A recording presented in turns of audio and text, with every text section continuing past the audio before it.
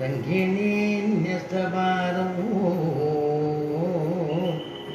तत्सम्प्राप्तागमान्त हृदयमनुगणं शिष्टतापूर्णमग्र्यं श्रेष्ठश्री रङ्गरामानुजमुनिकरुणा लब्धमोक्षाश्रमन्तं सत्त्वस्थं श्रीवराघं यतिवरमनघं देशिकं संश्रयामि। वेदान्तलक्ष्मणमुनीन्द्र कृपात्तबोधमो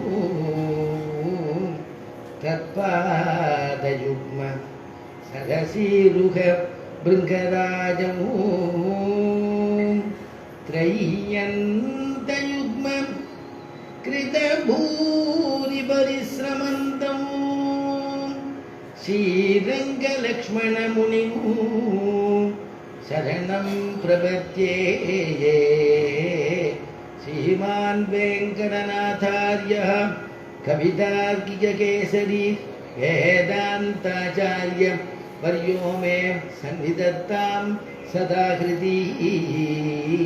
दिशन्तु मे देव सदा द्वदीयाः कयातरङ्कानुचरा कटाक्षाः श्रोत्रेषु पुंसाम् अमृतं क्षरन्ती सरस्वतीं संसितकामधेनुं स्वप्रेयसश्रवणयोः अमृतायमानां तुल्यां त्वदीयमणिनूपुर सिञ्चितानां गोदे त्वमेव जननीं त्वदभिष्टवार्हां वाचं प्रसन्नमधुरां मम संविदेही। वन्दे वृन्दावनचरं वल्लवी जनवल्लभं जयन्ती सम्भवन्दाम वैजयन्ती विभूषणं नीलातुङ्गस्तनगिरितटी शुद्धमुद्बोध्य कृष्णं पादार्थ्यं स्वं सुदिशतशिरसिद्धमद्याभयन्ती सोच्छिष्टायां सजनिगलितं याबलाकृत्य भुङ्क्ते गोदा तस्यै नमयितमिदं भूय एवास्तु भूयः। अन्नवयல் புதுவையாண்டாடரங்கற்கு பன்னு திருப்பாவை பல்பதியம் இன்னிசையால் பாடி கொடுத்தாள் நற்பாமாலை பூமாலை சூடி கொடுத்தாளை சொல்லு சூடி கொடுத்த சுடற்கொடியே தொல்பாவை பாடி அருளவல்ல அல்பளையாய் நாடி நீ வேங்கடவர்க்கு என்னை விதியென்றையும் மாற்றம் நாம் கடவா வண்ணமே நல்கு. அசாத்திய சாதக சுவாமின் அசாத்தியம் தவ கிம்பத ராமதூத கிருபா சிந்தோ மத்காரியம் சாதக பிரபோ ராமதூத கிருபா சிந்தோ மத்காரியம் சாதய பிரபோ.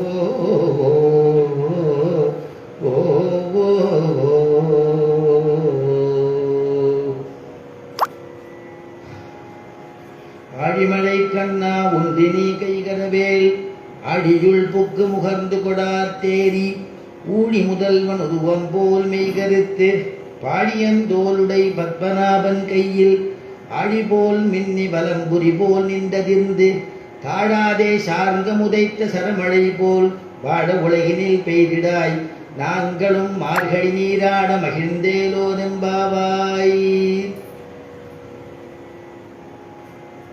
ஆண்டாளுடையதான சங்கத்தமிழ் மாலைன்னு சொல்லக்கூடிய திருப்பாவை பாசுரத்தில் இன்னைக்கு 4வது பாசுரத்தினுடையதான அனுபவம். ஆண்டாள் 5 நிலையை நேற்றுக்கு நான் உங்களுக்கு எல்லாருக்கும் சொன்னேன். பரம், வியூகம், விபவம், அந்தரியாமி, அர்ச்சைன்னு சொல்லக்கூடிய 5 நிலைகள்.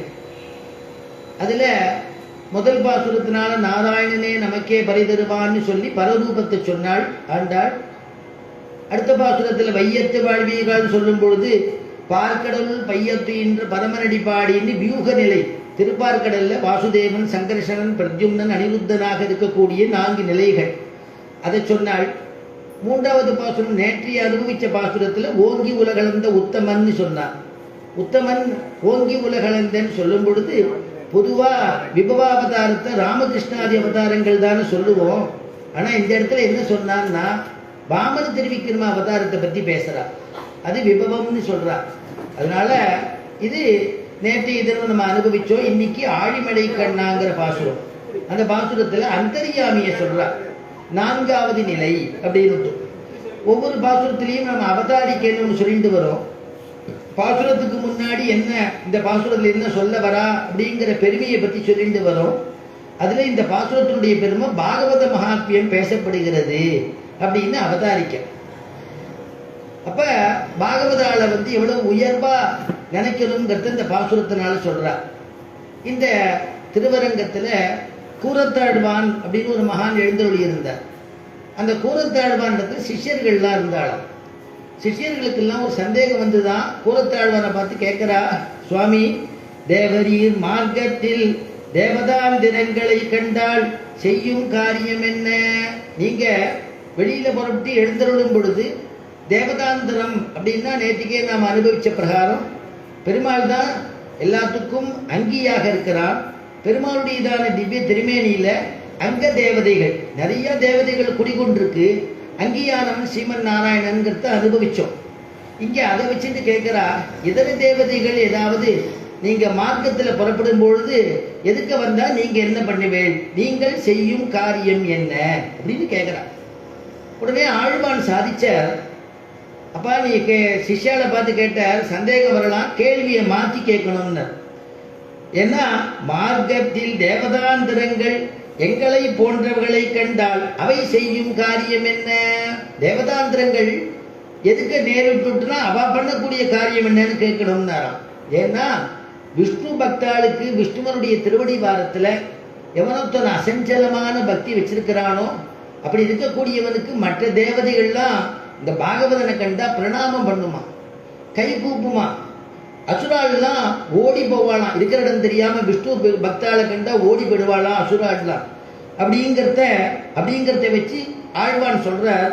அதனால நான் பயப்பட வேண்டிய அவசியம் இல்லை, அவாதான் என்னை கண்டு ஓடி போவா அப்படிங்கிறார்.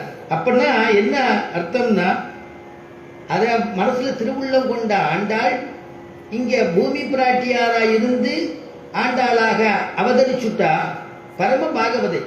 அனவரதமும் ஸ்ரீமன் நாராயண மனசுல கொண்டு இருக்கக்கூடிய ஆண்டாள் பர்ஜன்ய தேவதைய, அவளுக்கு பர்ஜன்ய தேவதைக்கு அதிகாரம் பிறப்பிக்கிறார், ஆணை பிறப்பிக்கிறார்.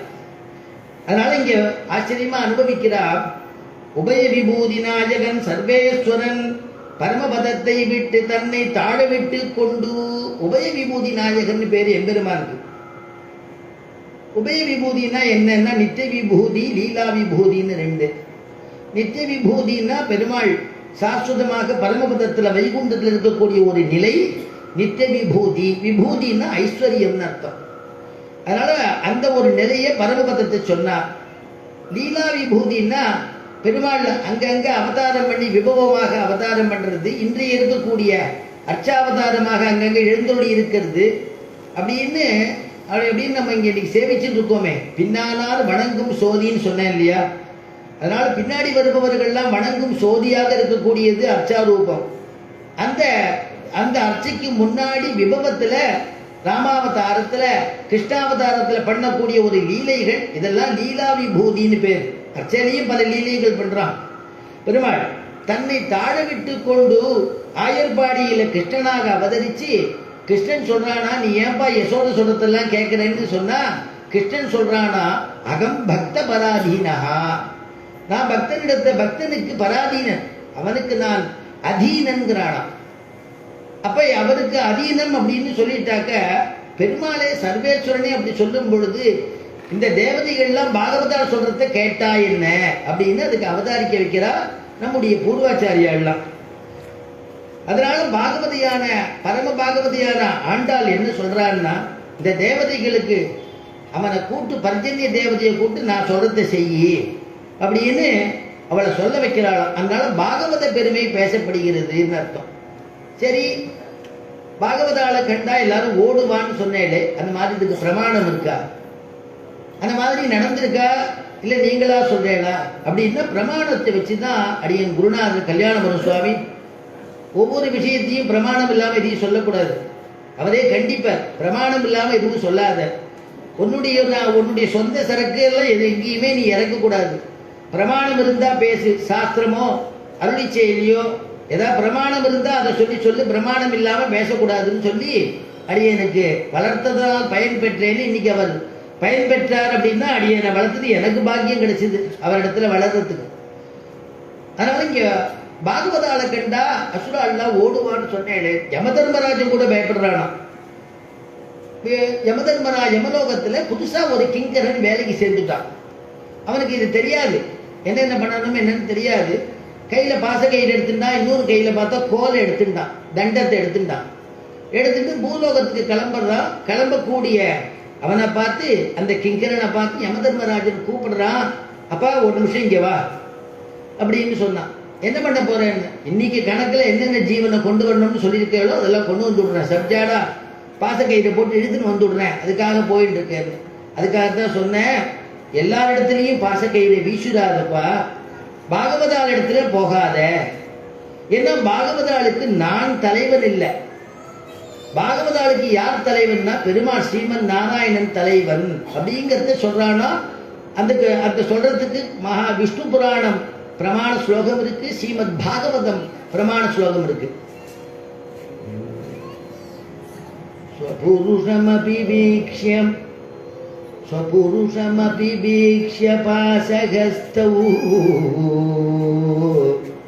ஸ்வபுருஷமபி வீக்ஷ்ய பாசகஸ்தௌ வததீயமகாகில தஸ்ய கர்ணமூலே பரிகர மதுசூதன பிரபன்னான் பிரபுரகம் மஞ்சனாம் ந வைஷ்ணவானாம் பிரபுரகம் அஞ்சனாம் ந வைஷ்ணவானாம் ஸ்வபுருஷம் அபிவீக்ஷ்ய பாசகஸ்தம். அப்படி கிளம்பிட்டு பார்த்து யமதர்மராஜன் சொல்றான், அப்பா நீ பாசக்கயிறு எல்லா பேரையும் வீசுடாத. ஸ்வபுருஷம் அபி வீக்ஷ்ய பாசகஸ்தம், அதோட கிளம்புற நீ, அதனால எல்லா பேரையும் வீசுடாத. பாசகஸ்தம் வததி அப்படின்னா சொல்றதுன்னு அர்த்தம். யமன் அந்த கிங்கரனை கூட்டு காதோட சொல்றானா, வததி யமகா தஸ்ய கர்ணமூலே. என்ன சொன்னான்னு கேட்டானா, பரிகர மதுசூதன பிரபன்னான் பரிகர மதுசூதன பிரபன்னான் பிரபுரகம் அஞ்சென்று நாம் ந வைஷ்ணவானாம் பிரபுரகமும் அஞ்சென்று நாம் ந வைஷ்ணவானாம் பிரபுரகம் அஞ்சென்று நாம் ந வைஷ்ணவானாம். அப்பா என்ன காதுல கூட்டு சொன்னான்னா, பரிகர யார் இடத்துல போகாதுன்னா மதுசூதன பிரபன்னர் இடத்துல போகாத. அவள் மதுசூதன இடத்துல பிரபத்தி பண்ணிட்டவா, அவள் இடத்துல பாசக்கயிறை வீசுடாத. அவளுக்கு நான் தலைவன் இல்லை. சோறும் தண்ணீரும் தாரகமாக கொண்டவனுக்குத்தான் நான் பிரபு. சோறும் தண்ணீரும் எப்ப பார்த்தாலும் என்ன சாப்பிடணும், என்ன தீட்டு சாப்பிடணும், மறுபடியும் என்ன சாப்பிடலாம் நினைச்சிட்டு வீண் பொழுது போக்கிட்டு பாவங்களை பண்ணிட்டு இருக்கிறவளுக்கு தான் நான் பிரபு. ஆனா மதுசூதன் இடத்துல எவனொத்தன் பிரபத்தி பண்ணிட்டு இருக்கானோ, பெருமாளே கதின்னு இருக்கானோ, அவளுக்கு நான் பிரபு இல்லப்பா, அவளுக்கு பெருமாள் பிரபு என்னையும் சேர்த்து மாட்டி விட்டுடாதுன்னு காதோட சொன்னான். அப்படியே இது ஆச்சரியமா சுவாமி திருமயிச்சை பிரான அற்புதமா சொல்றார். இதே விஷயத்தை தமிழ் பாசுரத்துல கொடுக்கிறார். திறம்பேன் மின் கண்டீர் திறம்பேன் மின்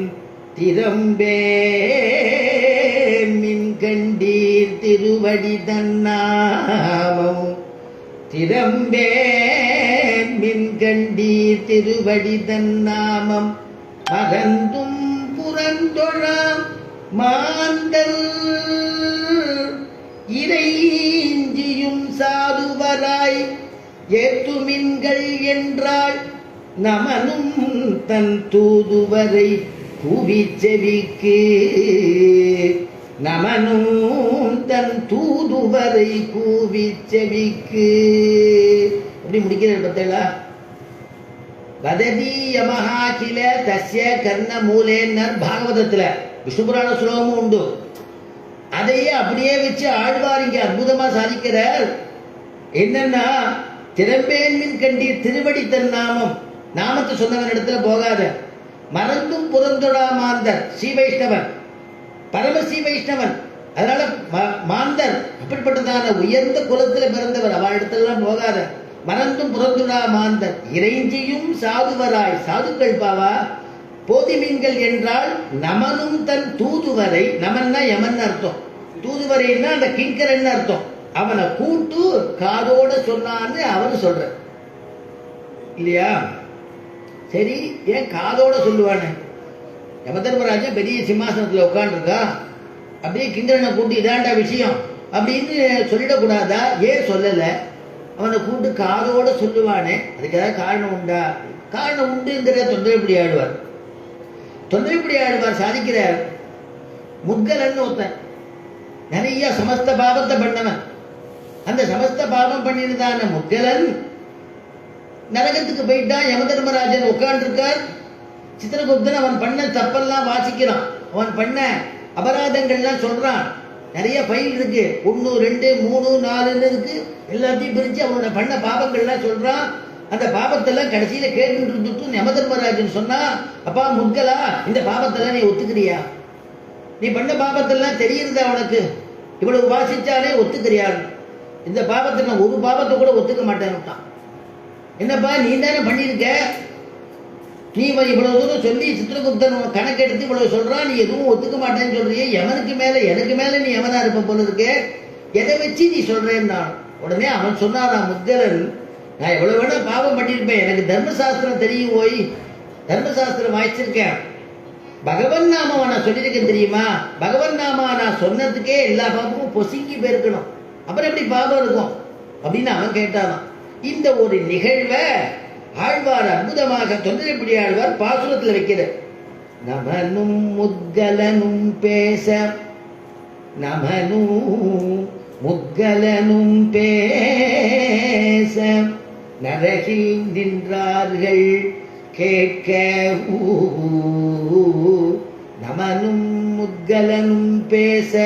நமன்னா யமதர்மராஜன், முத்கலனும் 2 பேரும் பேசுறாளாம். அங்க அனுபவிச்சுட்டு இருக்கா.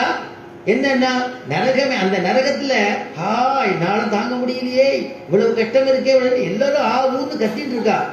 இவா 2 பேரும் பேசிக்கிறத பார்த்தோம்னா கப்சிப்புன்னு ஆயிட்டா, காதால கேட்கிறாளாம். என்ன பேசிக்கிறா அவ 2 பேரும்? நரகில் நின்றார்கள் கேட்க, நரகமே சுவர்க்கமாகும். கேட்டாளா? என்ன சொன்னா முத்கலன்? நான் பகவன் நாமாவை சொன்னேன்னு சொல்லிட்டு விட்டுருந்தா கூட பரவாயில்ல, நான் கிருஷ்ணாராமா கோவிந்தான்னு சொன்னேனே அப்படின்னா. இந்த கிருஷ்ணாராமா கோவிந்தாங்கிறது நரகத்தில் இருக்கிற அத்தனை பாவிகளுக்கும் காதில் விழுந்துட்டான். உடனே என்ன ஆச்சுன்னார் பெருமாள். உடனே கிருப பண்ணாரா, சரி இவ சொல்ல கூட வேண்டாம், காதால பகவன் நாமாவை நான் இப்ப அவ சொன்னத்தை கேட்டுட்டாளோ இல்லையோ அதுவே போதும்னு பெருமாள் என்ன பண்ணாரா, அத்தனை பேரையும் அங்கேருந்து அழைச்சிட்டு போய் சொர்க்கத்துல கொண்டு போய் உடலையாம். அந்த நரகத்தையே கன்வெர்ட் பண்ணிட்டாராம். நரகமே சுவர்க்கமாகும் நாமங்கள் உடைய நம்பி, நரகமே சுவர்க்கமாகும் நாமங்கள் உடைய நம்பி. அப்படி பகவன் நாமாவை சொல்லிட்டா நரகமே சுவர்க்கமாகுமா? அதனால பாகவதால கண்டா எல்லாரும் ஓடுவா. யார் ஓடுவான்னா அசுரால் ஓடுவா, விரோதிகள் ஓடுவா. அதனால ஓடும்படியா பண்ணுவாளா பாகவதாள். யார் வைஷ்ணவ பாகவதாள்னு பாகவதர் சொல்றது, வைஷ்ணவானாம் யதா சம்புகுங்கிறது. சம்புகுன்னு பாகவத், சம்புகுன்னா சிவபெருமான். பரம பாகவதன் யாருன்னா, முதல் பாகவதன் யாருன்னா சிவபெருமான் தான், விஷ்ணு பக்தனா. ஏன்னா இப்படியே திருவடி நேற்றுக்கு சொன்னோமே, அனுபவிச்சோமே, அப்படியே கீழ் லோகத்தில் இருக்கக்கூடிய 7 லோகத்தையும் பெருமாள் அளந்தார். அந்த திருவடியானது மேல நோக்கி பரவிட்டது. பூலோகம், புகர்லோகம், சுவர்லோகம், ஜனலோகம், மகலோகம், தபோலோகம், எல்லா லோகமும் சத்தியலோகம் பரியந்தம் அந்த திருவடி போயிடுத்து. அங்க பார்த்துட்டு இருந்த பிரம்மா சந்தோஷப்பட்டார். ஆகா, நாம போய் அந்த திருவடியை பார்க்க வேண்டியிருக்க, விஷ்ணு எங்க இருக்கான்னு தேடிட்டு அவன் திருவடியை தேடிட்டு போக வேண்டியிருக்க, நம்ம ஆத்துல இந்த திருவடி வந்து இப்படி தெரியறதே அப்படின்னு நமக்கு சேவை கொடுக்குறாரே அப்படின்னு அந்த திருவடியை பார்த்துட்டு இந்த திருவடிக்கு ஏதாவது பூஜை பண்ணா தேவையில்லையேன்னு அந்த கமண்டல தீர்த்தத்தால அந்த பெருமாள் திருவடியில சேர்த்தாராம், அபிஷேகம் பண்ணினாராம். அந்த அபிஷேகம் பண்ணது அந்த கமண்டல தீர்த்தம் அவர் திருவடி பூர்த்தியாக நனைஞ்சுடல, அவருடையதான கட்டவரல் நனைஞ்சுடல, அவருடையதான 5 விரல்களும் நனையல, கட்டவரல்ல ஏதோ ஒரு பாகம் நனைஞ்சது, அவ்வளவு அம்மட்டிலும் தான் நனைஞ்சது, அவ்வளவு பெரிய திருவடியம். அதனால அம்மட்டிலும் நனைஞ்சது. நனைஞ்ச பிறகு அந்த திருவடி அந்த ஸ்ரீபாத தீர்த்தம் கிடு கிடு கிடு கிடு கிடுன்னு கீழே வந்துட, ஆஹா இவ்வளவு போர்ஸா வருதே பகீரதன்ல. இந்த கதையெல்லாம் பின்னாடி சரித்திரம் வரப்போகுது, அப்ப சொல்றேன். அப்ப இந்த பகீரதன் என்ன பண்ணினா சிவபெருமானத்துல பிரார்த்திச்சுட்டான். இந்த நதி இவ்வளவு கங்கா நதி இப்படி விஷ்ணு பாதோத்பவா கங்கா அப்படின்னு அங்க வாக்கியம். அப்படி வரக்கூடிய இந்த நதிய அந்த அந்த கங்கா நதிய அந்த சிவபெருமான் நான் என் தலையில வாங்கிக்கிறேன்னு ஜடையை அவித்து விட்டு அப்படி தலையில வாங்கிட்டானா. அந்த கங்கை பூர்த்தியா வந்தோடனே மேல ஒரு நுனி முடிச்சு போட்டு விட்டானா, கங்கை அப்படியே இருந்து விட்டான். கங்கையை விடுறதுக்கு மனசு வரல பகீரதன். அப்புறம் மறுபடியும் கேட்டு சிவபெருமான பிரார்த்திச்சுட்டு அதுல இருந்து ஒரு சிக்க மட்டும் அப்படி பிரிச்சு விட்டானா, அது அப்படியே கிடுகிடுன்னு கொட்டித்தான். இப்ப எதுக்கு சொல்ல வந்தேன்னா, பெருமாளுடையதான அன்றியிலேருந்து இன்றைய பரியந்தம் எந்த சிவன் கோயிலுக்கு போனாலும் மேல பார்த்தா ஆச்சரியமாக பெருமாளுடையதான கங்கா தீர்த்தமானது சொட்டின்றே இருக்கும். அவருக்கு அந்த கங்கா தீர்த்தத்தை விரும்புவாராம். வைஷ்ணவானாம் யதா சம்புஹு. அதனால வைஷ்ணவர்கள் யாருன்னா யதா சம்புஹு, அவர் தான், அவன் தான் பிரதமமான வைஷ்ணவனா அப்படின்னு சொல்றது. அப்போ பாகவதெல்லாம் சொல்றா இல்லையா, இங்க ஆண்டாள் பரம பாகவதியாக இருக்கிறதுனால அனவரதமும் கிருஷ்ணனையே தியானிச்சுட்டு இருக்கிறதுனால அவ ஆக்ஞை பண்றாளாம். என்ன ஆக்ஞை பண்றா? பர்ஜன்ய தேவதையை கூப்பிடுறா, சம்போதனை பண்றா. ஆழி மழை கண்ணா ஆழிமழை கண்ணா ஒன்று நீ கை கரவேல். ஆழிமழை கண்ணா ஒன்று நீ கை கரவேல். ஆழியுள் பூக்கு முகந்து கொடார் தேரி. ஆழிமழை கண்ணா. ஆழிமழை கண்ணான்னு கூப்பிடுறாளாம். பர்ஜன்ய தேவதையை பார்த்து ஆண்டாள் கூப்பிடுறா. ஆழிமழை கண்ணான்னா நம்ம இந்த பாசுரத்துல அந்தர்யாமிய அனுபவிக்க போறோம்னு சொன்னேன். இது ஆழிமழை கண்ணாவை நம்முடைய பூர்வாச்சாரியால் 2 அர்த்தம் எடுக்கிறார். ஆழிமழை கண்ணா அப்படின்னு சொல்லும் பொழுது இவ பரம பாகவதியா இருக்கிறதுனால மழைக்கடவுளான வருணனை பர்ஜன்ய தேவதைய கூப்பிடுறா, ஆக்ஞை பிறப்பிக்க போறா, அதனால கூப்பிடுறா ஆழிமழை கண்ணான்னு ஒரு அர்த்தம். மற்றொரு அர்த்தம் என்னன்னா ஆழிமழை கண்ணா, ஏன்னா மனசுல எது இருக்கோ, மனசுல எது நினைச்சுட்டே இருக்காளோ அதுதான். எதுக்கு யாராவது வந்தா கூட நாமளே ஒரு விருந்தாளி எதிர்பார்க்கிறோம்னு வச்சுக்கோம். விருந்தாளி எதிர்பார்க்க போறோம், நேற்றுக்கே வரேன்னு சொன்னது வரல, இன்னைக்கு வரோம்னு வாசல்ல ஜன்ன வழியாட்டோ வாசல் வழியா எட்டி பார்த்தோம்னா யாரோ ஒருத்தர் வருவா, அவரை மாதிரி இருப்பா. உடனே அவர் தான் வந்துட்டார் போல இருக்கு, வந்துட்டாரே அப்படின்னு நம்ம ஒத்து கவனிச்சா வேற யாரோ, அவர் சாயில இருக்கு வேற யாரோ அப்படின்னு வந்துருவா உள்ள. சாமானிய மனுஷாட்டத்திலே அப்படி இருக்கு. ஆனா ஆண்டாள் கிருஷ்ணனை தவிர வேற யாரும் நினைக்க மாட்டா இல்லையா? மனசுனாலையும் வாக்குனாலையும் அதனுடைய கரணங்கள்னாலையும் கிருஷ்ணனையே நினைச்சுட்டு இருக்கிறதுனால அந்த பர்ஜன்ய தேவதைய மேக வண்ணத்தில் இருக்கக்கூடிய மேக வண்ணனை பார்த்த உடனே ஓஹோ இவன் தான் நம்ம கிருஷ்ணன் தான் வந்துட்டான் போல இருக்கு, ஆழிமழை கண்ணா அப்படின்னு மனசுல இருக்கிற மனோபாவத்தை வெளிப்படுத்துறாள். அந்த மாதிரி உண்டோன்னா வியாக்கியானத்துல எடுக்கிறா. பிரமாணம் எல்லாத்துக்கும் கொடுத்துருக்கா, நீச்ச உபமானம் தான். ஆனா இப்ப சொல்றேன், எல்லாரும் அனுஷ்டிக்கிறதுனால சொல்றேன். செருப்பு வைத்து திருவடி தொழுவாரை போலே அப்படின்னு ஒரு வியாக்கியானம் இருக்கு. மொத்தம் 1500 ரூபாய் கொடுத்து அற்புதமான செருப்பு வாங்கிட்டு வந்துட்டான். அப்ப ஆண்டையா சொன்னா வர வழியில வாங்க கோயில போய் பெருமாள் சேவிச்சுட்டு கை கூப்பிட்டு வந்துடலாம், நீங்க உற்சவமா இருக்கு போயிட்டு வந்துடலான்னு. இல்லை செருப்பு புதுசா வாங்கியிருக்கேன், அதெல்லாம் ஒரு பாருங்க, பெருமாள் நமக்கு எது இருக்கணுமோ இருக்குன்னு நினைச்சா இருக்கும். அப்படி போட்டுட்டு வாங்க, இத்தனை நாள் இது செருப்பு தானே, இதுக்கு போய் இது பண்ணிட்டு இருக்கல வச்சுருக்கோம் அப்படின்னு சொல்லிட்டு செருப்பு வச்சுட்டு ஆம்பளை ஆளும் பண்ற தம்பதிகளா 2 பேரும் சேர்ந்து பெருமாள் சேவிக்க போறா. பெருமாள் இவன் சேவிக்கிறானே தவிர நினைவெல்லாம் செருப்புலயே இருக்கும். வாசனை வச்சிருக்கோமே, 1500 ரூபா கொடுத்து இப்போ தானே வாங்கியிருக்கோம், யாராவது எடுத்துட்டு போயிட்டா என்ன பண்றது நினைச்சுட்டே இருக்கானா. நினைச்சுட்டே இருக்கான். அவன் இந்த சுவாமி தீர்த்த சாதிச்சார், தீர்த்தம் வாங்கிண்டா சடாரி சாய்ச்சுட்டே இருக்கார். உடனே இவனுக்கு விட்டு போயிடுத்து. ஆனா ஞாபகமோ செருப்பு மேல இருக்கு, கொஞ்சம் செருப்பு சாதிக்கும் அப்படின்னாராம். இது நீச்ச உபமானம் தான். ஆனா சொன்ன வார்த்தை அந்த மாதிரியான ஒரு வார்த்தையா இருந்துதான். ஏன்னா நீ என்ன நினைச்சுட்டு இருக்கியோ அதுதான் அவனுக்கு வெளில வரும். மனசுல எது நினைக்கிறோமோ அதுதானே வெளில வரும். அதனால இதை வியாக்கியானத்தில் எடுக்கிறார். சங்கத்தமிழ் மாலை அப்படிங்கிறது இல்லையா, ஆழி அப்படிங்கிற ஒரு பதத்துக்கே சமுத்திரம்னு ஒரு அர்த்தம், ஆழினா சக்கரம்னு ஒரு அர்த்தம். இப்படி எல்லாம் அர்த்தங்கள் மாறி மாறி நமக்கு கொடுக்கிறது ஆழிமழை கண்ணா. அதனால நீ மேகவண்ணன் அவளுக்கு நினைவு மாறி போய் ஆண்டாளுக்கு பாவனா பிரதேசத்தில் தானே நோன்பு பண்றா. அதனால கண்ணன்னு நினைச்சுட்டாளாம், ஆழிமழை கண்ணாங்கிறா. சரி இவ அப்பா அப்படி நினைச்சிருக்காளோன்னா, அப்பா நினைச்சிருக்காள்தான் பொண்ணு நினைக்கிறா. கருவுடை மேகங்கள் கண்டாள். இந்த சுவாமி கே நகர் கோயில்ல திருவாரணம் பண்ணக்கூடிய அர்ச்சகர், அவரை எனக்கு பிரீதியா பிரசாதம் கொண்டு கொடுத்து அவருடைய அனுகிரகத்தில் இன்னைக்கு ஆழிமழை கண்ணா ஆரம்பிக்க ஒரு பாக்கியத்தை கொடுத்துருக்கான். சந்தோஷம், கிருதஜ்ஞை தெரிவிச்சுக்கிறேன். ஆழின்னா சக்கரம்னு அர்த்தம், ஆழின்னா சமுத்திரம்னு அர்த்தம். இப்படி சங்கத்தமிழ் மாலை பலவிதமான அர்த்தங்கள்லாம் இருக்கு.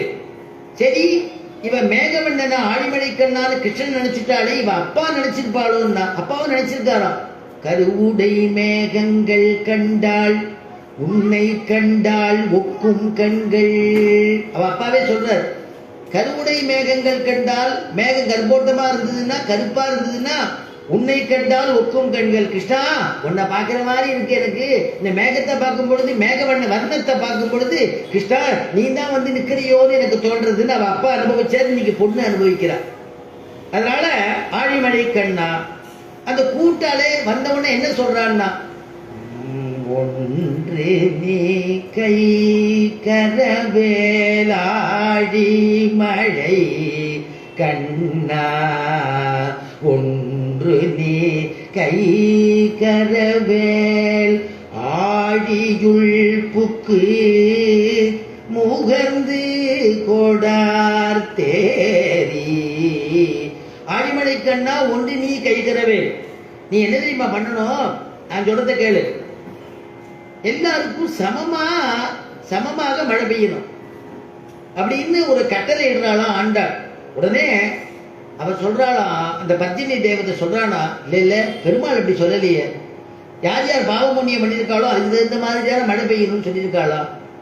அதனால அந்த மாதிரி தான் நம்ம அது மாதிரி எனக்கு ஆணையிட்டு இருக்கேன், அது மாதிரி தான் நான் மழை பெஞ்சின்னு இருக்கேன் அப்படின்னாலும். இல்ல நான் சொல்றபடி நீ கேளுப்பா, யாரும் என்னன்னு பார்க்காத சமவிகிதமா எல்லாருக்கும் மழை பெய்ய, எல்லாருக்கும் அனுகிரகம் பண்ணுன்னு ஆண்டாள் சொல்றாளாம். நம்மளெல்லாம் சொல்றா இல்லையா, நீங்க எல்லாம் உங்களுக்கு மழை வந்துருச்சுன்னா உங்க ஊர்ல எல்லாரும் பாக்கியசாலிகள் மழை பெய்யுறது, எங்க ஊர்ல யாரும் பாக்கியம் பண்ணல போட்டுருக்கு மழை பெய்யல அப்படின்னு நம்ம நொந்துக்கிறோம் இல்லையா ஒருத்தருக்குள்ள ஒருத்தர். அதனால பாபம் புண்ணிய பண்ணவாளுக்கு தான், புண்ணிய ஆத்மாக்களுக்கு தான் நாங்க மழை பெய்யணும்னு பெருமாள் சொல்லியிருக்காருன்னா. அதனாலதான் பெருமாள் இவ ஆண்டாள் சொல்றா, அப்படி இல்லாத சொல்லாத, எல்லாருக்கும் சமமாக பெய்யணும்னா. அதுக்கு காரணம் என்னன்னா, பெருமாளுக்கு தேவ மாதிருக்கம்னு சொல்றது, தாயாருக்கு நதி மாதிருக்கம்னு சொல்றது. தேவ மாதிருக்கம்னா என்னன்னா, மழை இல்ல அச்சி மேல வானத்தை பார்த்துட்டே எப்ப மழை வரும்னு காத்துட்டு இருக்கிறது. பெருமாளா பார்த்து நீ தர்மத்தை பண்ணியா, நீ அனுஷ்டானத்தை பண்ணியா, நீ ஆச்சார அனுஷ்டானமா இருக்கியா, தேவதைக்கு கொடுக்க வேண்டிய ஹவிஸ் எல்லாம் கரெக்டா கொடுத்தியா, யஜ்யங்கள்லாம் பண்ணியா, உனக்கு மழை பெய்யுற அப்படின்னு பெருமாள் சொல்லுவானோ. ஆனா இந்த நதி மாதிருக்கம்ங்கிறது வற்றாத ஜீவநதி, ஓடிண்டே இருக்குமா. அதனால எப்பொழுதுமே ஜலம் இருந்துட்டே இருக்கும், சமர்த்தியா இருந்துட்டு இருக்கும். நாம எது பண்றோம் பண்ணல அது எதிர்பார்க்காது. அப்படிப்பட்டதான கருணையா ஆண்டாளுக்கு. அதனால இங்க ஆண்டாள் சொல்றா, நீ போய் என்ன பண்ணணும், மேகத்தை பார்த்து முறையிடுறா, நீ போய் என்ன பண்ணணும், ஆழியுள் புக்கு முகர்ந்து கொடார் தேரி. ஆழின்னா கடல்னு அர்த்தம். நீ ஆழி உள்ள போகணும், நடுவுல இங்கே ஓரமா போய் ஜலத்தட்டு வந்துடக்கூடாது. ஆழியுள் புக்கு நடுவுல போய் புக்கு புகுந்து முகர்ந்து நன்னா ஜலத்தை இழுத்து மண்ணு இருக்கிற அளவுக்கு மண்ணு தெரிகிற அளவுக்கு ஜலத்தை நன்னா அவ்வளவு தூரம் ஆழமா போய் ஜலத்தை இழுத்துன்னு வா. முகர்ந்து கொடார் தேரி முகர்ந்து கொடு ஆர்த்தி ஏரிங்கிறார். ஆர்த்தி ஏரின்னா சப்தம் கொடுக்கணும். சப்தம் இல்லாம ரகசியமா வராத. சப்தம் எப்படி சுவாமி கொடுக்கறதுன்னா மின்ன அடிக்கிறது இல்லையா, இடி இடிக்கிறது, இடி முழக்கம், அதெல்லாம் தான் சப்தம். அதனால அந்த மாதிரி சப்தம் கொடுத்துட்டே நீ ஒரு சப்தம் கொடுத்துட்டே அப்படி ஆர்த்தி ஏறி ஜலத்தை எடுத்துன்னு போய் நீ மேகத்துல போய் வச்சுக்கோ, அப்புறம் மழையா பொழியணும் அப்படின்னு ஆணையிடுறாலும். அதனால அந்த முழக்கம் கொடுத்து எல்லாருக்கும் தெரியற மாதிரி நீ ஜலத்தை கொண்டு வாங்குறாலும். எதை போல நீங்க வியாக்கியாதாக்கள் அனுபவிக்கிறா, எதை போல இருக்கக்கூடாதுங்கிறதுக்கு. இராமடம் ஊட்டுவாரை போல் அல்லாமல் அப்படின்னு ஒரு வியாக்கியானத்துல ஒரு வரி எழுதுறா. அப்பாட்ட குழந்தை, அப்பா அப்படியா குழந்தை இருக்கான், குழந்தை அப்பாவுக்கு பிள்ளைக்கு சண்டை வந்துட்டு, பிள்ளைய உடனே அப்பா ரொம்ப கோபமா இந்த மாதிரிலாம் பண்ணிட்டு இருந்தா நீ இங்க இருக்க வேண்டிய அவசியம் இல்லை, உன் சௌரியப்படி எங்க சௌரியமோ போய்க்கோ அப்படின்னு கோபத்துல சொல்லிடுறார். இந்த காலத்து குழந்தைகளுக்கு ரொம்ப ரோஷம் ஜாஸ்தி இல்லையா, உடனேயே அடுத்த ட்ரெயின் பண்ண போறோம் தெரியாது, உடனே கிளம்பிடுறது. அந்த பிள்ளையின் விளையாடான கிளம்பிட்டான். ஆனா கிராமம் தான், வெளியிலாம் போக முடியாது. கிளம்பி போனா அங்க ஒரு மடம் இருக்கு, அந்த மட்டத்துல அங்க போய் உட்காந்துட்டான். இவன் அம்மாவுக்கு மணி 8 ஆச்சு 9 ஆச்சு, இந்த பிள்ளையோட பெற்ற வயிறு இல்லையா, இந்த குழந்தை சாப்பிடலையேன்னு நினைச்சிட்டு இருக்கா, பரிதவிக்கிறா. இப்படி யாரையாவது விசாரி போப்பான்னு எங்க உட்காந்துருக்கு எங்க போச்சுன்னு தெரியலையேன்னு ஆத்துக்கார புஸ்தகம் படிச்சுட்டே இருக்கிறச்சே அவருக்கு தெரியாம வெளியில வந்து இப்படி இப்படி தேடி பார்க்கறா. அப்புறம் ஒருத்தர் சொன்னா, உங்க புள்ள அந்த மடத்துல உட்காந்துருக்க, அக்ரஹார மடத்துல உட்காந்துருக்கு, பஜனை மடத்துல. ஓஹோ அங்க உட்காந்துருக்கானா, ஏதோ கோச்சு விட்டாம்மா, அவர்கிட்ட சண்டை போட்டுட்டா, அவர் ஏதோ கோச்சு விட்டார், இதுவும் கிளம்பி போயிடுத்து, பசிக்குமே, மணி 10 ஆயிடுத்து, என் குழந்தை பசி தாங்க மாட்டானே அப்படின்னு விட்டு, மாமி எனக்கு ஒரு உபகாரம் பண்ணுங்க, கொஞ்சம் உள்ள வாங்குவோன்னு ஆத்துக்குள்ள அழைச்சிட்டு போய் இங்க வெளியிலேயே இப்படி இந்த ரேடியில உட்காந்துருங்கோ, அப்பதான் ரேடி உண்டு, ரேடியில உட்காந்துருக்கோன்னு சொல்லி உள்ள போய் அந்த குழந்தைக்கு ஒரு ஆகாரத்தை பிசைஞ்சு அது ஒரு இலையில வச்சு இன்னொரு இலையால மூடி இதை கொண்டு போய் அந்த குழந்தைகிட்ட மடத்துல பண்ண பிரசாதம்டா அப்படின்னு கொடுத்து அந்த குழந்தைய சாப்பிட சொல்லுங்க. எங்க வேணா இருக்கட்டும், சத்தனாடி சாயந்தரம் ஆச்சுன்னா ஓடி வந்துருவான், இருட்டுல பயம் அவனுக்கு, காலம்புற வரைக்கும் தான் கோபமா இருப்பான், பட்னியா எத்தனை நாடி இருப்பான், இதை கொடுத்துருங்கோ, நாங்க கொடுத்தோன்னு தெரிய வேண்டாம், சாப்பிட மாட்டான், ரோசக்கார பையன், நீங்களா கொடுத்த மாதிரி கொடுங்கோம்னாலும் அதே மாதிரி கொடுத்தாலும். அதுதான் இங்க எடுக்கிற வியாக்கியானத்துல இராமடம் ஊட்டுவாரை போல் அல்லாமல், அந்த மாதிரி பண்ணாத வியாக்கியானங்கள் எடுக்கிறாரு. அதனால நீ சவுண்டு கொடுத்துட்டு சத்தம் கொடுத்துட்டு ஆர்த்தி ஏறி முகர்ந்து கொடு ஆர்த்தி ஏறி அப்படி போய் நின்றுக்கோ. அப்ப எப்படி மேகத்தினுடைய உடம்பு எப்படி இருக்கும், கரிமேகமா இருக்கும். அதுதான் அடுத்த இடத்துலயே சொல்றா, ஊழி முதல் உருவம் போல் மெய்கருத்து, ஊழி முதல்வல் உருவம் போல் மெய்கருத்து, பாழியம் தோடுடை பத்மநாபன் கையில். ஊழி முதல்வன் உருவம் போல் மெய்கருத்துன்னா, ஊழி முதல்வன்னா யாருன்னா, பிரளய காலத்துல பகவான் என்ன பண்ணுவான், எல்லா சர்வலோகத்தையும் சாட்டுடுவான். பிரளய காலத்துல பிரளயம் முடிஞ்ச உடனே எந்தெந்த இடத்துல எது தெரிஞ்சதோ மறுபடியும் பிறப்பிச்சுடுறானா. திருமங்கை ஆழ்வார் மங்களா சாதனம் பண்ற, பாதினை உண்டு பாரினை உவிழ்ந்து பாரதம் கையெறிந்து, பாரில எல்லாத்தையும் சாட்டுறானா, உண்டு உமிழ்ந்து. அதுதான் திருமங்கை ஆழ்வார் கேட்கிற, எம்பெருமான் உண்டு மிழ்ந்த எச்சில் தேவர் அல்லாதார் தாமுலரே, யாராவது இருக்கல, எல்லாரும் எம்பெருமானுடைய எச்சல் தான்ப்பா, சர்வலோகத்தையும் அவன் தானே சாப்பிட்டுறான், சாப்பிட்ட தானே அத்தனை தேவர்களும் மறுபடியும் பகவான் சிருஷ்டி பண்றான், மறுபடியும் பிறப்பிக்கிறான். அப்ப என்னன்னா எல்லாருக்கும் எம்பெருமானுடைய சம்பந்தம் உண்டான். திருவிக்கிரம அவதாரம் பண்ணும் பொழுது சர்வ உலகத்தையும் அளந்துட்டானேன்னா அதுலேயும் நம்மளும் அளக்கப்பட்டிருப்போம் இல்லையா, அப்ப எல்லாருக்கும் திருவடி சம்பந்தம் கிடைச்சிருக்கும் இல்லையா அப்படின்னு வர்ணிக்கிறார் நம்முடைய பூர்வாச்சாரியாலாம். அதனால இந்த அதைத்தான் இங்க வந்து எல்லாத்தையும் சாப்பிட்டு ஒரு ஆளிலையில சின்ன குழந்தையா உருவம் எடுத்துட்டு திருவுருவமாக படுத்துட்டு தான் கட்டவரில் அப்படி சாப்பிட்டுட்டு சப்பு கொட்டிட்டு உட்காந்துருக்கா குழந்தை கண்ணன் பாலகிருஷ்ணன். ஆலமாமரத்தினில மேல் ஒரு பாலகனாய், ஆலமாமரத்தின் இலை மேல் ஒரு பாலகனாய், ஞானமேடும் உண்டாம் அரங்கத்தரவினையான், கோலமாமணியானமும் முத்துத்தாமமும் முடிவில்லதோரடி நீலமேனியையோ நிறை கொண்டது என் நெஞ்சினையே. ஆலமாமரத்தின் இலை மேல் ஒரு பாலகனாய், ஆலமாமரத்தில் ஒரு இலையில ஒரு பாலகனா அப்படி படுத்துட்டு இருக்கா. தான் கட்டவர்களுடைய அது தான் சப்பிட்டு உட்காந்துருக்கானா. என்ன எல்லாரும் திருவடி இனிக்கிறதுன்னு சொல்றாளாம். பெருமாளுக்கு கிருஷ்ணனுக்கு சந்தேகம் வந்து கொடுத்தான். நம்ம திருவடி இனிக்கிறது எல்லாரும் சொல்றாரு, நாமும் தான் ஜப்பி பார்ப்போமே அப்படின்னு அவனும் ஜப்பி பார்க்கிறானா தான் திருவடிய. சின்ன குழந்தைகள்லாம் பார்த்தீங்கன்னா பெரியவனால கூட காலெல்லாம் வாய் வரைக்கும் வராது. குழந்தை சின்ன குழந்தைகளை பார்த்தீங்கன்னா காலை தூக்கி வாயில வச்சுக்கும். கிருஷ்ணன் மாதிரியே பண்ணணும். கிருஷ்ணன் பண்ணா இல்லையா அவ்வளவு தூரம் கால் வரும். பிஞ்சு கால் இல்லையா, பிஞ்சு குழந்தை அப்படி இருக்கும் இல்லையா. அதை அந்த மாதிரி அத்தனை உலகத்தையும், அதனாலதான் நம்மாழ்வார் சாதிச்ச உலகமுண்ட பெருவாயா உலப்பில் கீர்த்தி அம்மானே. உலகமுண்ட பெருவாயன், சர்வ உலகத்தையும் உண்டவன் இல்லையா. அப்படி எல்லாத்தையும் உண்டவனாச்சே. உண்டவனுக்கு அவன் திருமேனி எப்படி இருக்கும்னு ஆண்டாள் சொல்றா. கருப்பா இருக்குமா, கருப்பா இருக்கும். கருப்பா இருந்தாலும் ரசமா இருக்கும், அழகா இருக்கும். சாதாரணமாவே குழந்தைய வயிற்றுல கர்ப்பமா வச்சிருக்கிற பெண்களே சாதாரணமா விட கர்ப்பமா இருக்கக்கூடிய காலத்துல இன்னும் கொஞ்சம் அழகா இருப்பா. வயிற்றுல குழந்தை இருக்கிறதுனால. கிருஷ்ணனையே வச்சுட்டு இருந்தாலே வயிற்றுல தேவகி. பாகவதம் சொல்றது சர்வ தேவதைகளுடைய சொரூபமாக தேவகிய எல்லா தேவதைகளும் சேவிச்சாலும் கை கூப்பினாலும். ஏன்னா கிருஷ்ணனை உள்ள வச்சிட்டு இருக்கிறதுனாலேயே இவளே இவ்வளவு அழகா இருக்காளே, எம்பெருமானையே பெற்றெடுக்க போறாளே அப்படின்னு எல்லா தேவதைகளும் தேவதா சொரூபமா தேவகியை பார்த்துட்டு பாகவதம். அப்படி கருமேகமா இருக்குது இல்லையா, அந்த மாதிரி நீனும் கருமேகமா இரு அப்படின்னு ஆண்டாள் சொல்றாளாம். ஊழி முதல்வன் உருவம் போல் மெய் கருத்து, ஊழி முதல்வன் உருவம் போல் மெய் கருத்து, பாழியம் தோளுடை பத்மநாபன் கையில், பாழியம் தோளுடை பத்மநாபன் கையில், ஊழி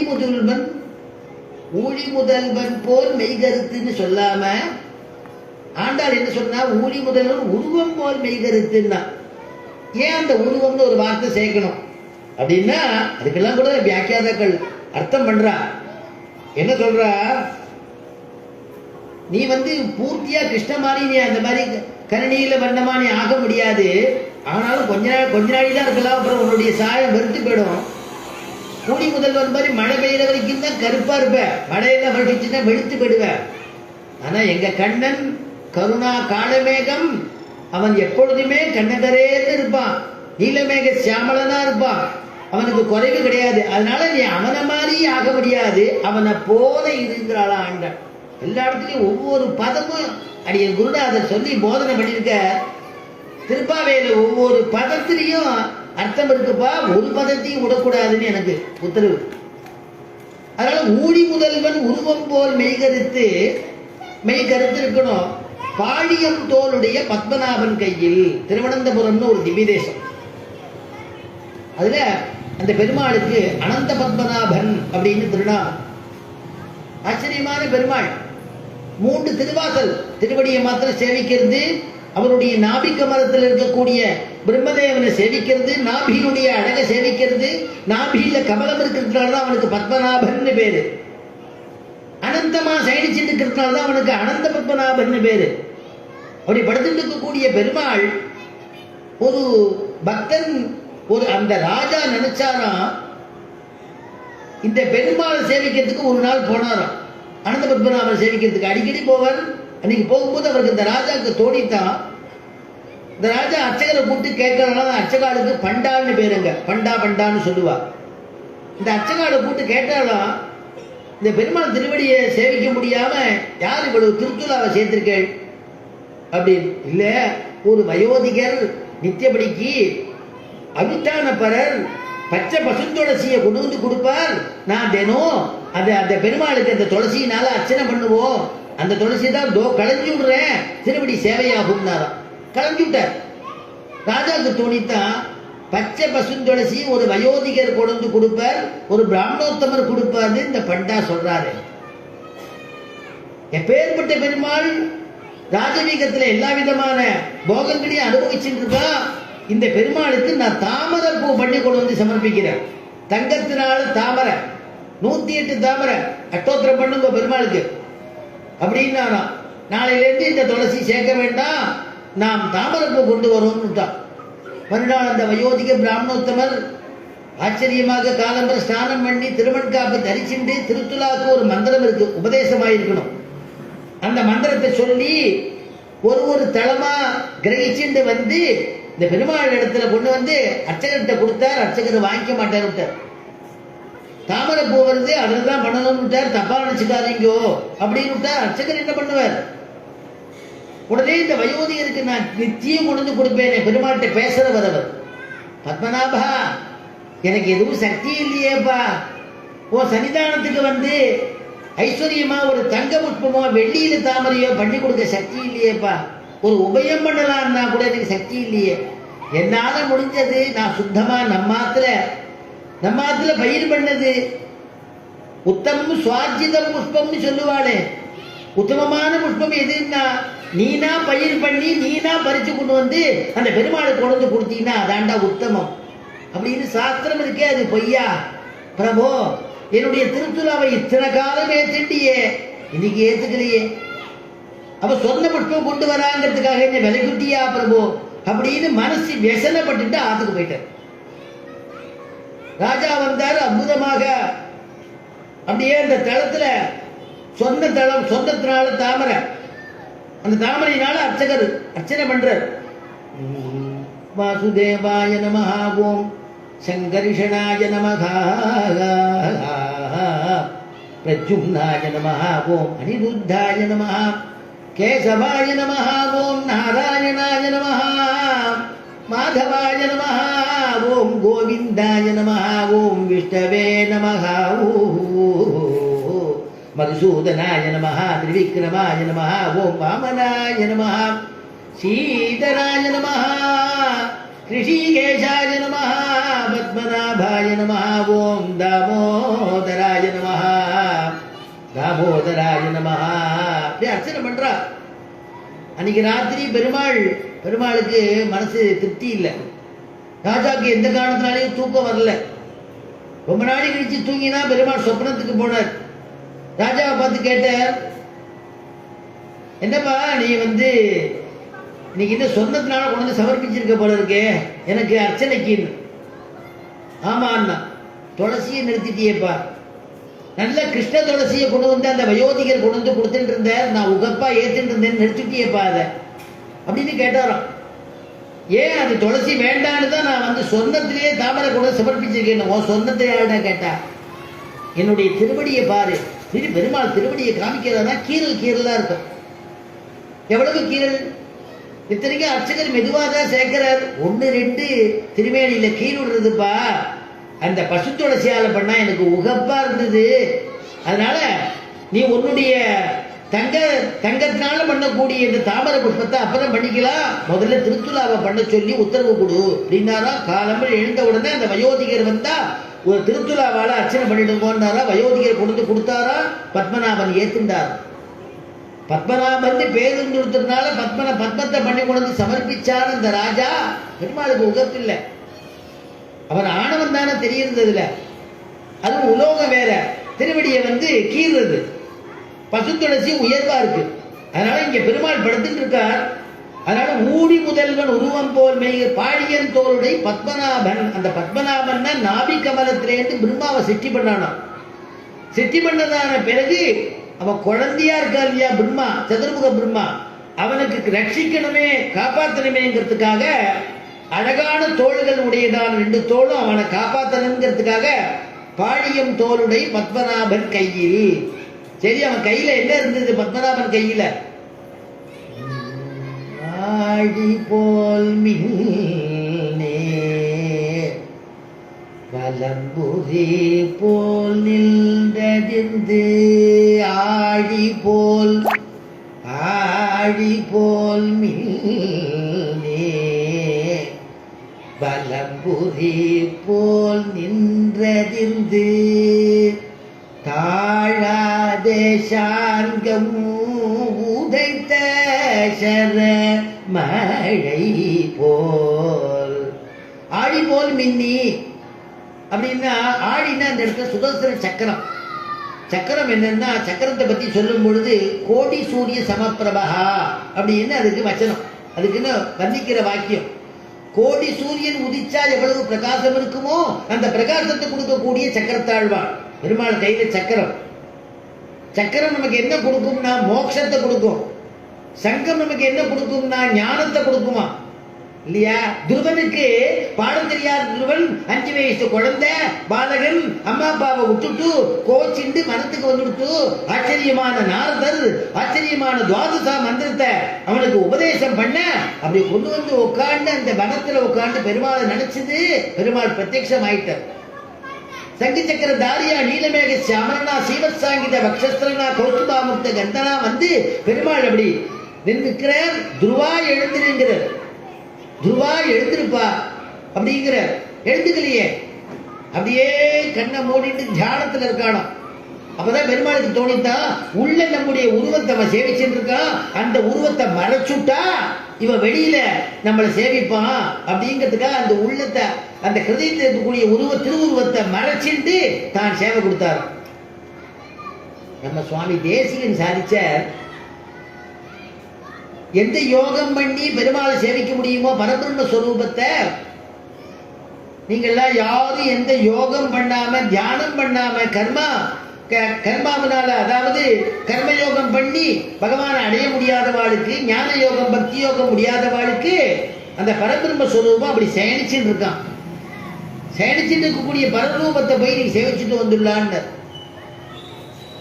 எங்க இருக்கு அந்த பரபிரம்ம ஸ்வரூபம்? உன்னுடைய ஊனக்கண்ணால பார்க்கும்படியாக பெருமாள் சேவை கொடுக்கிறார் சுவாமி தேசிகர். அந்தர்ஜோதிகி கிபவியமினாம் அஞ்சனம் யோக திருஷ்டேஹே அந்தர்ஜோதிகி கிமவியமினாம் அஞ்சனம் யோக திருஷ்டேஹே சிந்தாரத்னம் சுலபமிகினஹ சித்தி மோக்ஷானுரூபம் தீனாநாதோ வியசன சமனம் தெய்வதம் தெய்வதானாம் திவ்யம் சக்ஷுஹு சுதி பரிஷதா திருஷ்யதே ரங்கமத்யே. அப்பா, அந்தர்ஜோதி எல்லாருடைய ஆத்மாவிலையும் அவாவா உருவத்துக்கு தகுந்த மாதிரி பெருமாள் அங்குஷ்டமாக இருப்பான்னு சாஸ்திரம். அங்குஷ்ட புருஷோ மத்தியே ஆத்மனி திஷ்டதி அப்படின்னு வாக்கியம். எல்லாருடைய ஹிருதயத்திலும் இருப்பா பெருமாள். ஆனா அந்த பெருமாள் சேனிச்சுட்டு இருக்காராம், அற்புதமா அப்படி சேனிச்சுட்டு இருக்காராம். சேனிச்சுட்டு இருக்காரு. அந்தர்ஜோதிகி கிபவியமினாம் அஞ்சனம் யோக திருஷ்டேகே. சிந்தாரத்னம் ஞான கண்ணால பார்க்கணுங்கிற அவசியம் இல்ல, ரத்னமா. சுலபமிகினஹா சித்தி மோக்ஷானு ரூபம். சிட்டாச்சாரம் உடையவா அவளை சேவிக்கலாம். என்னன்னா ஸ்ருதி பரிஷதாம், வேதங்கள்னால சொல்லப்பட்டதான பரம்பொருள் சொன்னார் இல்லையா? ஸ்ரீரங்க மகாத்மியத்தில் சொல்றச்சே, காவேரி விரஜாசேயம் வைகுண்டம் ரங்கமந்திரமூ காவேரி விரஜாசேயம் வைகுண்டம் ரங்கமந்திரம் சபாசுதேவோ ரங்கே சஹ பிரத்யக்ஷம் பரமம் பரமூ. எந்த வாசுதேவனோ பரவாசுதேவன் சொல்றோமே, வைகுண்டத்தில் இருக்கக்கூடியவன் தான் இங்க இருக்கானா. சஹா வாசுதேவா பிரத்யக்ஷம் பரமம் பதம், பரமவத்தில் இருக்கக்கூடியவன் இங்க சேனிச்சுட்டு இருக்கான் ஸ்ரீரங்க கஷேத்திரத்துல. அதைத்தான் சுவாமி தேசிகன் ஸ்ருதி பரிஷதாம், வேதத்தினால சொல்லப்பட்டதான பரபிரம்ம ஸ்வரூபம் இங்க சேனிச்சுட்டு இருக்கு. நீங்க உங்களுடைய ஊனக்கண்ணால பார்க்கும்படியாக பெருமாள் கிருபை பண்ணி தரிசனம் கொடுக்கிறாராம். குடதிசை முடியை வைத்து குணதிசை பாதம் நீட்டி குடதிசை முடியை வைத்து குணதிசை பாதம் நீட்டி வடதிசை பின்பு காட்டி தென்திசை இலங்கை நோக்கி கடல் நிற கடவுள் எந்தை அரவணை துயிலுமா கண்டு உடனென குருமாலோ என் செய்கேன் உலகத்தீரே. குடதிசை முடியை வைத்து பெருமாள் ஆச்சரியமா சயனிச்சிருக்காள நம்முடைய ரங்கநாதன் பெரிய பெருமாள். மேற்கு பக்கமா அவருடையதான திருமுக மண்டலம், கிழக்கு பக்கமா அவருடையதான திருவடி, இங்கேருந்து இலங்கையை பார்க்கிற மாதிரி இருக்கக்கூடிய திருநேத்திரத்தோட திருமுக மண்டலம் தரிசனம் அங்க. இங்கேருந்து விபீஷணனை பார்க்கிறாரோ, வடதிசை பின்பு நோக்கி வடக்கு பக்கம் பின்னுடைய பின்பக்க தரிசனம் கொடுத்துட்டு இருக்கார். அப்படி சயனிச்சிருக்காரா பெருமாள். ஸ்ரீவில்லிபுத்தூர்காரர் சொன்னார், ஆழ்வார் தப்பா பாசுரம் பண்ணிட்டார் அப்படின்னாரு. என்ன ஆழ்வாரை போய் தப்பா பாசுரம் பண்ணிட்டாரு? இல்ல இல்ல, தென்திசை இலங்கை நோக்கின்னு இருக்கோம் இல்லையோ, தென்திசையில என்ன இருக்கு அதை சொல்லுங்கன்னாரா. திசையில இலங்கை நோக்கி இலங்கை தான் இருக்குன்னாரா. இல்ல இல்ல, அவ்வளவு தூரம் போக வேண்டிய அவசியம் இல்லை, ஸ்ரீவில்லிபுத்தூர் இருக்கு அப்படின்னாரா.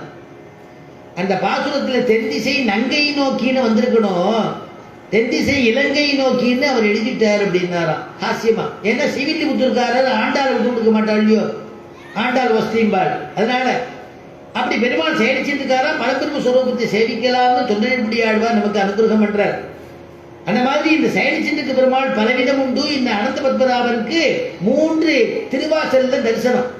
ஆளவந்தார் சேவிக்க போனாராம் பெருமாள்.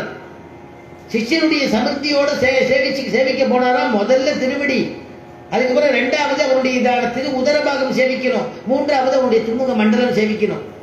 திருவடி சேவிச்ச உடனேயே திருவடியில மயங்கி போய் அப்படியே ஆள வந்தார், கீழே இறங்கிட்டாராம். சிஷ்யாலாம் கேட்டா, எதுக்கு இறங்கிட்டேள்? அங்க போய் நாபிக்கமலத்தை தரிசனம் பண்ணணும் சுவாமி, அவருடைய திருமுக மண்டலம் அடுத்த வாசல்ல இருக்கு, தரிசனம் பண்ணணும்னாலும் அது நமக்கு இருக்கு பிராட்டிக்கு உகப்பா இருக்கும், எனக்கு திருவடி போரும்னாராம். ஏன்னா சேதனர்களுக்கு திருவடியே உத்தேசியம். நம்ம போல இருக்கக்கூடிய சேதனர்களுக்கு திருவடி போரும், திருவடியே சேவிச்சாலே அதுவே போருமே, எனக்கு திருவடியே கதி அப்படின்னு இறங்கிட்டாரா. அப்படிப்பட்டதான அனந்த பத்மநாபனா. அதுதான் இங்க ஆண்டாள் அனுபவிக்கிறார். பாழியம் தோடூடை பத்மநாபன் கையில் ஆழி போல் மின்னே.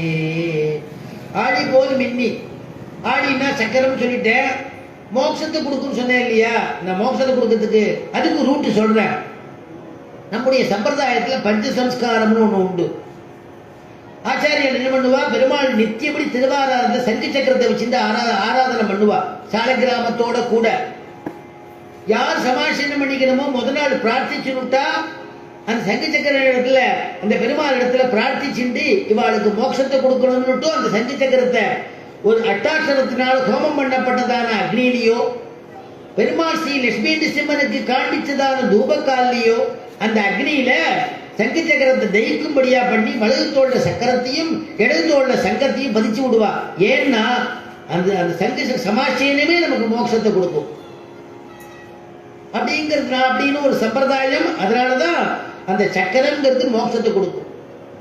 அந்த ஞானம்ங்கிறது துருவன் பத்தி சொன்னேன் இல்லையா, அப்போ அந்த அந்தரியாமியா இருக்கக்கூடிய பகவான் இந்த தரிசனத்தை மறைச்சான். அப்புறம் துருவன் பார்த்தா அப்படி கண்ணை திறந்து பார்க்கிறோம், அத்தியுதமா பெருமாள் விஸ்வரூபத்துல தரிசனம் கொடுக்கிறார். குழந்தைக்கு 5 வயசு குழந்தை பாடசாலைக்கு போகல, பகலானாவது பாடசாலை படிச்சான். ஆனா பாடசாலை பசங்களுக்கு அவன் சொல்லி கொடுத்துட்டான், அந்த பாடம் அவனுக்கு பிடிக்கல, அதனால அவன் உபதேசம் பண்ணிட்டான். இந்த விஸ்வரூபத்தில் இருக்கக்கூடிய அந்த பெருமாளை பார்த்த உடனே அந்த குழந்தைக்கு ஸ்தோத்திரம் பண்ணணும்னு தோன்றது, வாயில ஒரு அக்ஷரமும் வரல. பெருமாள் கிட்ட கண்ணீர் மல்க நிக்கிறது. பெருமாள் தன்னுடைய சங்கத்தினால அந்த குழந்தை கண்ணத்துல தடவி விடுறான். அந்த பிரவிஷ்யன்னு ஸ்லோகத்தை ஆரம்பிக்கிறது கிட்டு கிட்டு கிட்டு கிட்டு கிட்டுன்னு பெருமாளை வர்ணிக்கிறது. அதனால ஞானத்தை கொடுக்கக்கூடியது எதுன்னா பெருமாளுடைய சங்கம். இந்த இடத்துல ஆண்டாள் எதுக்கு சொல்றாருன்னா துவனி சப்தம். அந்த சங்கநாதம் பண்ணிட்டு வந்தா அத்தனை பேர் நடுங்கணும், நடுங்கும்படியா இருக்கணுமா. அதனால ஆழி போல் மின்னே வலம்புரி போல் நின்றதிர்ந்து தாழாத சார்கம் உதைத்த சர மழை போல். சார்கம் உதைத்த சரமழை போல். சார்கம்னா எல்லாருக்கும் தெரியும், தனுசு சார்கம். அதுல சரமழை போல் அப்படின்னா சரத்தை அப்படி எடுத்து விடுறது. அது எப்போ விட்டுட்டாருன்னா சக்கரவர்த்தி திருமகனுடைய யுத்தம். சக்கரவர்த்தி திருமகன் எல்லாரோடையும் யுத்தம் பண்றான். அப்ப ராமபிரான் யுத்தம் பண்ணும் பொழுது ஒரே ஒரு சரத்து தான் அம்புதா துணியிலேருந்து எடுத்து அப்படி விடுறான். அது ஒண்ணு அப்படியே 1 4 போறது, 4 8 போறது, 8 16 ஆகுது. அப்படி போய் எல்லாரையும் அடிக்கிறது தான். அது எவ்வளவு வேகமா போகுமோ கம்பன் வர்ணிக்கிறான். உன்னுடையதான பானம் எப்பேற்பட்டது தெரியுமா? சொல்லுக்கும் கடிய வேக. சொல்லாவது இப்ப நான் சொல்லும் பொழுது உங்களுக்கு அடுத்த க்ஷணத்துல காதுல விழுந்து விடுறது பைக் இருக்கிறதுனால. ஆனா அதை விட பெருமாள் ராமன் சக்கரவர்த்தி திருமகன் விடக்கூடிய பானம் அந்த கையை அப்படி விடுறதுக்கு ஆயத்தம் பண்ணிக்கிறான்னு தெரியுமா? அதுக்குள்ள அங்க ஆறு விழுந்துருவானா ராட்சசாலாம். அதனால சொல்லுக்கும் கடிய வேக சுடுசரம் கரிய செம்மல். அந்த சுடக்கூடிய சரத்தை விடக்கூடிய கரிய செம்மல். அந்த அம்பு வேணா சுட சுட இருக்குமே தவிர அவனுடைய வார்த்தை சுடாதுன்னு கம்பன். என்ன அவ்வளவு காருண்யமா. மதுரா பாஷி பூர்வ பாஷி பிரியம் வதஹா மஞ்சு பாஷி மதுரா பாஷி பூர்வ பாஷி பிரியம் வதஹா. அழகா பேசுவானா, நளினமா பேசுவானா. அப்படிப்பட்ட சக்கரவர்த்தி திருமகன் எப்படி பான விட்டு அந்த சரத்தால எவ்வளவு வேகமா கிட்டு கிட்டு கிட்டு எல்லாரையும் அழிச்சானோ, அந்த சரத்தை எவ்வளவு வேகமா விட்டானோ. இங்க வேகம் தான் முக்கியம் ஆண்டாளுக்கு. அதே மாதிரி நீ என்ன பண்ணணும், பஞ்சமி தேவதையை சொல்ற, நீ என்ன பண்ணணும், அதே மாதிரி மழை பெய்யணும். ஆழி போல் மின்னே வலம்புரி போல் நின்றதிர்ந்து தாழாதே சார்கமும் உதைத்த சர மழை போல். அந்த சக்கரவர்த்தி திருமகன் ராட்சசால அழிக்கிறதுக்காக விட்ட அம்பு. ஆனா பஞ்சமி தேவதையை பார்த்து ஆண்டா சொல்றா, நீ அழிக்கிறதுக்காக விடக்கூடிய அம்பு இல்ல, மழைங்கிற அம்பு. எல்லாரையும் வாழ வைக்கணும்பா, எல்லாரும் க்ஷேமமா இருக்கணும்பா, யாருக்கும் குறை இருக்க கூடாதுப்பா. இப்படி சிரவணம் பண்றாளே, பகவத் குணம் சிரவணம் பண்றவாளுக்கு எந்த குறையும் இருக்கக்கூடாது.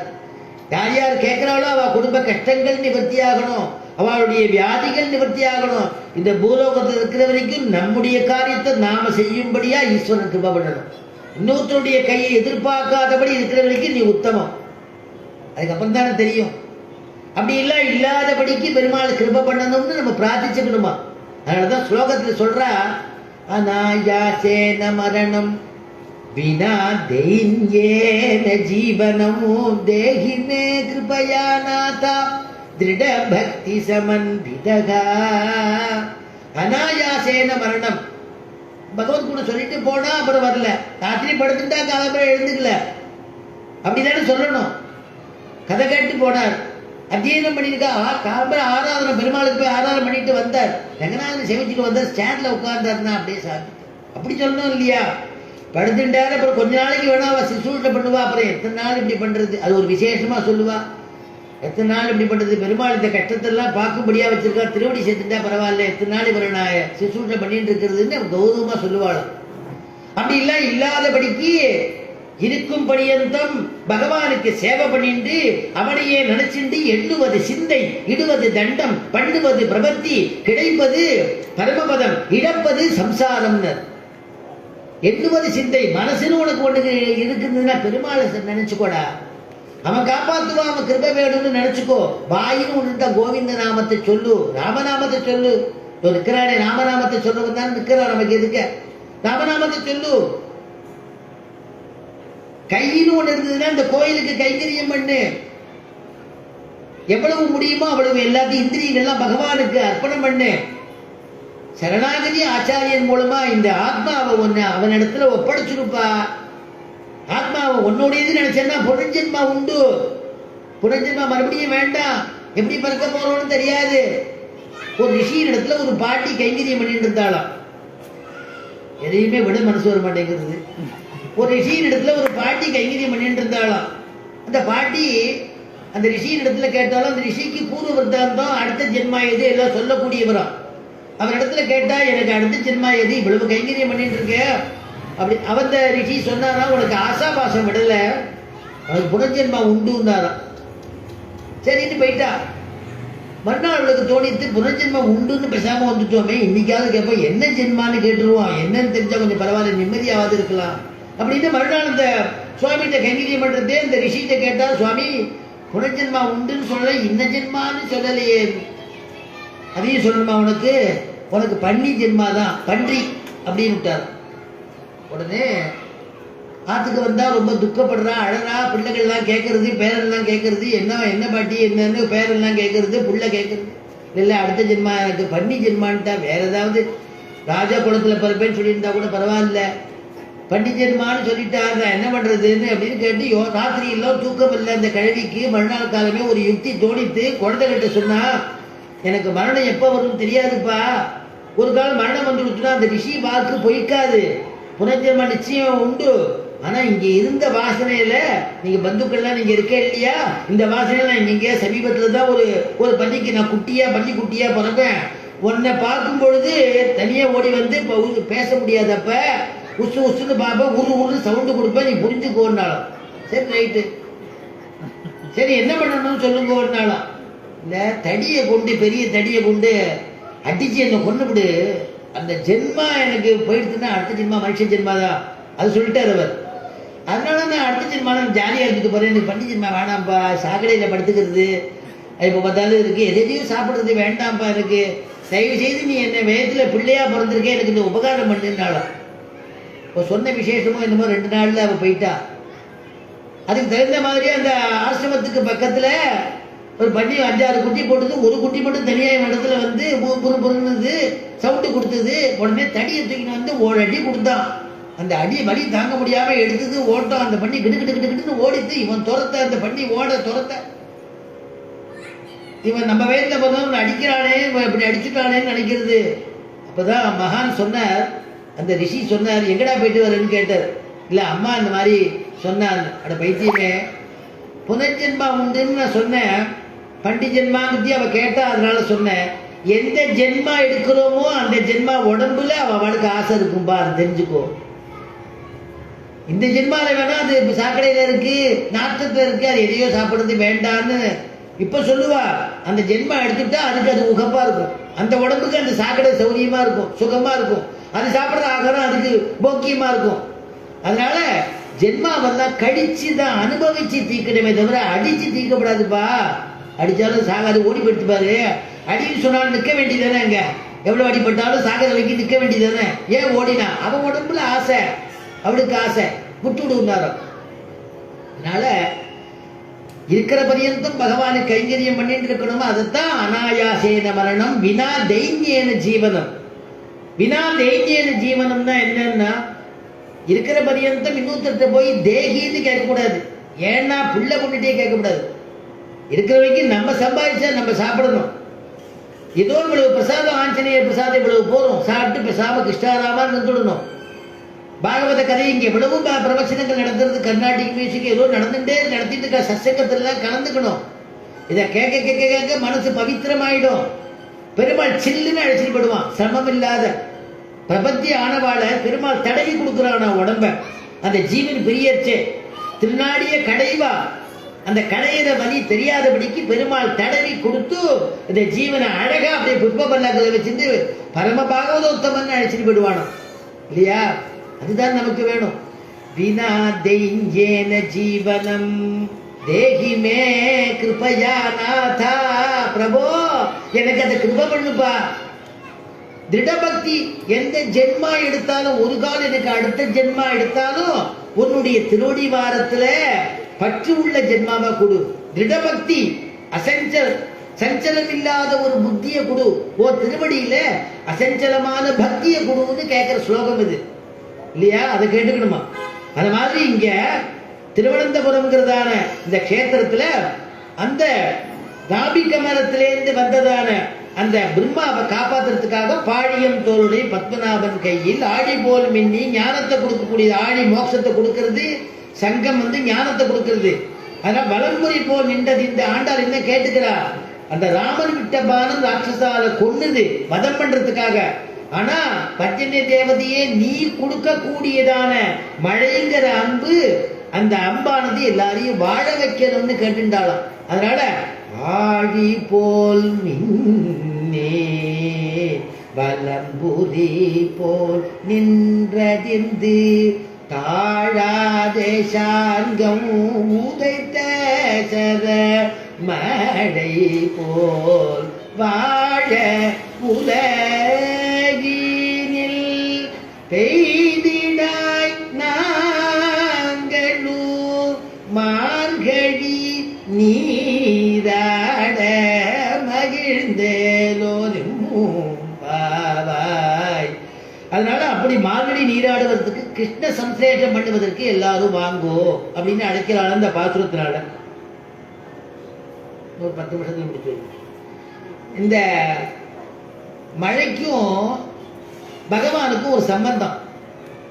மழைக்கும் பகவானுக்கு என்ன சம்பந்தம்? எங்க அடியும் குருநாதர் அவசியம் இதை விடாம சொல்லு அப்படின்னு சாதிப்பார். ஏன்னா மழை ஏழை பணக்காரன்னு பாக்குறது இல்லை, பாப புண்ணியம் பண்ணவான்னு பாக்குறது இல்லை, எல்லா இடத்துலையும் சமவிகிதமா பெய்யறது. அந்த மாதிரி பகவானும் ஏழை ஏதலன் கீழ்மகன் எண்ணாதி இறங்கி மற்றவருக்கு இன்னொருள் சுரந்துன்னர் திருமங்கை ஆழ்வார். அந்த சக்கரத்துல பின்னாடி அனுபவிக்க போறோம். தினம் யார் யார் வரையிலோ அவளுக்கு புதுசு புதுசா விடயத்தை அனுமார் அள்ளி கொடுப்பார். அதனால சொன்னத்தையே சொல்லுவோம் ஆஞ்சநேயர் தான் பேசுறார் உள்ள இருந்து. அதனால அவர் எனக்கு அள்ளி கொடுப்பார். ராகத்தை கொடுக்கறதும் அவர் தான், பாட வைக்கிறதும் அவர் தான். கும்பகோணத்துல வீணையை கையில வச்சுட்டு இருக்காரு இல்லையா, அவரே அவ்வளவு கானம் எல்லாம் பண்ணக்கூடியவர். அவருக்கு நேரம் ஒரு பாக்கியம் கிடைச்சிருக்கு, அவர் பேச வைக்கிறார். அதனால ஏழை ஏதலன் குகப்பெருமாளுக்கு அனுகிரகம் பண்ணும் பொழுது சொல்லக்கூடிய பாசுரம் விருது. குகனை ஏழைன்னு நினைக்கல, ஏதலன்னு நினைக்கல, அவர் ஜாதிகீனன்னு நினைக்கல, மற்றவருக்கு இன்னொரு சுரந்து அவனுக்கு அனுகிரகம் பண்றார். அதே போல பெருமாளை போல அந்த மேகமா. ரெண்டாவது குளம் ஏரி எல்லாம் வெட்டி வச்சுட்டு மழையை பார்த்து மழை பெய்யு, குளம் பெய்ய வெட்டி வச்சிருக்கேன், ஏரி பெருசா வச்சிருக்கேன், மழை பெய்யின்னு அதிகாரம் பண்ணா அந்த மழை பெய்யாது. பகவான் இடத்துல நான் கர்மயோகம் பண்ணி உன்னை அடையிறேன் பாரு அப்படின்னா அடைய முடியாது. ஜனபரதர் போல அந்த கதை இன்னும் நான் சொல்றேன், இல்லை இப்ப சொன்னா 1/2 மணி ஆயிடும். அதனால ஜனபரதர் 3வது ஜென்மால பகவான் அடைஞ்சார் இல்லையா. அதனால கர்மயோகம் பண்ணி ஞான யோகம் பண்ணி உன்னை அடைவன் பாருன்னா பெருமாள்கிட்ட போட்டி வச்சுருந்தா நம்ம தோத்து போக வேண்டியதான். அதனால அப்படி பண்ணா அவன் இடத்துல பலவந்தப்படுத்தி அவன் அருளை நம்ம சம்பாதிக்க முடியாது. மழை பெய்யும் பொழுதுதான் பெய்யும், அந்தந்த காலத்துல தானே பெய்யும். பகவான் சங்கல்பப்படிதான் எல்லாத்தையும் நடத்துவோம். அதே மாதிரி செய்த உபகாரத்தை மழை நான் மழை பெஞ்சேனேன்னு உபகாரத்தை சொல்லி காமிக்காது. பகவான் பண்ண கிருபைய பகவான் ஒரு பொழுதும் சொல்லி காமிக்க மாட்டான். அன்னைக்கு உன்னை காப்பாத்தினேடா சொல்ல மாட்டான். சுக்ரீவ சரணம் கதகான்னு ராமபிரான் வரான். சுக்ரீவா எங்க அண்ணா உன்னை சரணாகதி பண்ணிக்கிறான்னு சொல்றானா. சொல்லுங்கிற ராமர் அழறான் இளைய பெருமாள்.